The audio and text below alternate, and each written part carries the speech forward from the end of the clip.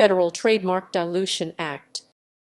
The Federal Trademark Dilution Act of 1995 Pub.L. 10498 text PDF is a United States federal law which protects famous trademarks from uses that dilute their distinctiveness, even in the absence of any likelihood of confusion or competition. It went into effect on January 16, 1996. This act has been largely supplanted by the Trademark Dilution Revision Act of 2006 TDRA, signed into law on October 6, 2006. Summary: trademark dilution occurs when a use of a trademark by someone other than its owner impairs the mark's distinctiveness, whether or not the mark is used on a competing product or in a way that is likely to cause customer confusion. A distinction is made between trademark dilution and trademark infringement.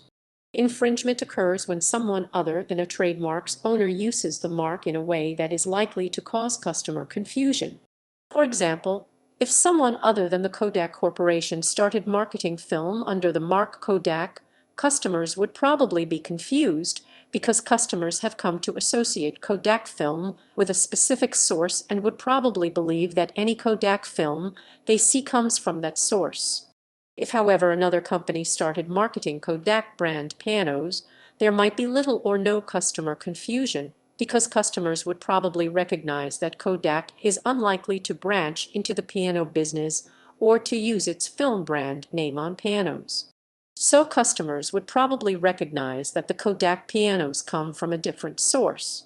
However, the Kodak pianos might still harm Kodak because it would lessen the strong association which the company has spent billions of dollars creating between the word Kodak and film. Some customers, upon seeing the mark Kodak, would no longer instantly think of film, some would think of pianos instead. This lessening of the association between Kodak and film is trademark dilution. Many states have long had statutory protection against trademark dilution. Until 1996, federal law protected only against trademark infringement. In that year, the FTDA took effect and provided federal protection against trademark dilution. Until 2006, the FTDA was distinguished from most state trademark dilution laws in several ways. While the FTDA protects only famous trademarks, most state statutes do not explicitly require trademarks to be famous to be protected against dilution.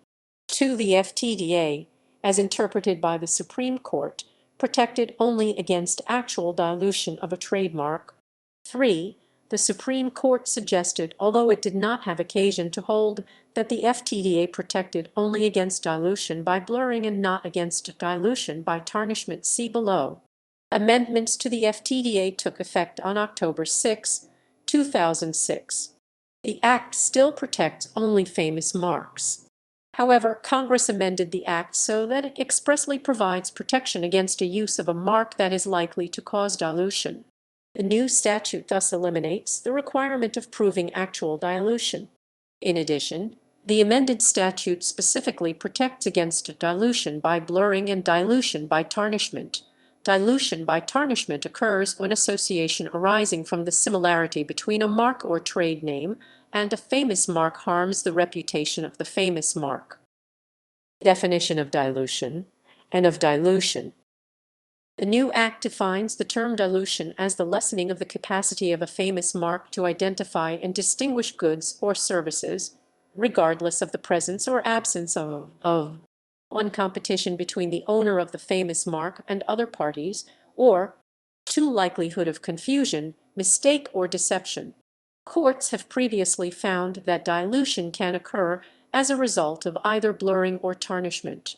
Blurring typically refers to the whittling away of distinctiveness caused by the unauthorized use of a mark on dissimilar products, while tarnishment involves an unauthorized use of a mark which links it to products that are of poor quality or which is portrayed in an unwholesome or unsafe. The legislative history suggests that both of these concepts are encompassed within the new law. In addition, the legislative history cites, as examples of the uses which would fall within the new law, the mark DuPont for shoes, Buick for aspirin, and Kodak for pianos. Remedy: injunctive relief. Ordinarily, only injunctive relief is available under the new law.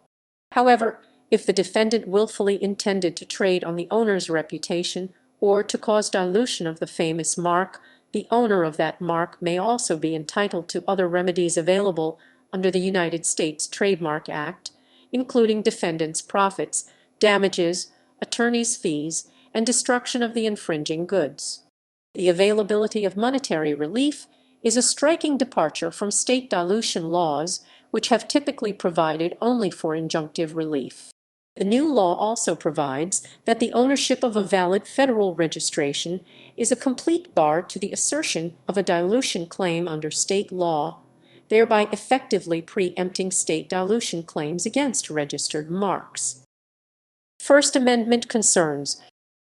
In response to First Amendment concerns, the new law expressly exempts certain uses of a famous mark, in particular, 1. Fair use of a mark in the context of comparative commercial advertising or promotion.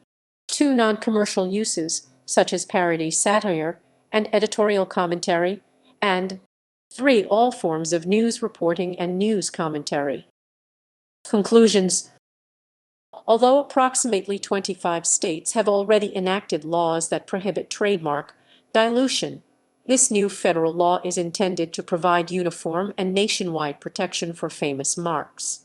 Thus, the new law renders academic the unsettled question of whether a state dilution claim can support injunctive relief against use in another state in which there is no dilution statute. Nevertheless, what constitutes a famous mark is likely to generate controversy in the courts and in the trademark office, and may well slow the trademark clearance and registration process as parties seek to settle what constitutes a famous mark. In addition, courts have traditionally dismissed state dilution claims unless there is also a finding of infringement or unfair competition based upon a likelihood of confusion. It remains to be seen how courts and the trademark office will interpret this new federal law, which has potentially far-reaching applications.